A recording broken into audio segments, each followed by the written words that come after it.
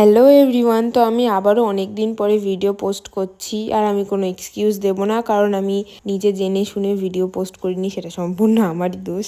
তো সকাল থেকে আমার শরীরটা খারাপ ছিল, আর সন্ধ্যাবেলার দিকে একদমই ভালো লাগছিল না। ওই জন্য ভাবলাম যে অনেকগুলো জামা কাপড় আছে, সেগুলো ইস্ত্রি করি, ভাঁজ করি। তো সেইগুলোই করছিলাম, আর এখানে আমি ভীষণ একটা সিরিয়াস মুডে কাজ করছি।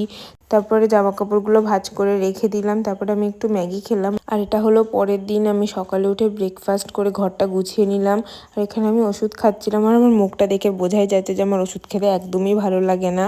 আর বিকালে এরা আঁকতে এসেছিলো, তো এদের আঁকালাম। আঁকানোর পরে আমি কফি খেলাম।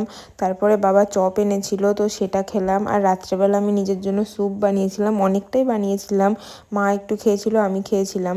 আর এটা হলো পরের দিন। তো আমি নবমীর দিন যে শাড়িটা পরবো, সেই শাড়িটাই এসেছিলো।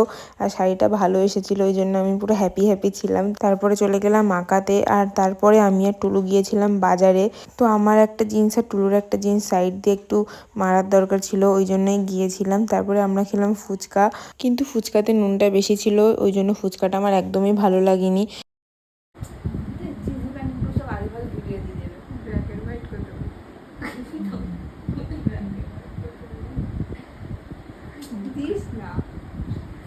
তারপর আমি বাড়ি এসেছিলাম, বাড়ি এসে আবার গিয়েছিলাম বাজারে চিকেন কেনার জন্য। তারপরে বাড়ি এসে আমি আবার শাড়িটা নিয়ে গিয়েছিলাম, যেহেতু শাড়িটার ব্লাউজ কাটাতে হবে ওই জন্য। তারপর আমি বাড়ি এসে ডিনার করে নিলাম চিকেন দিয়ে।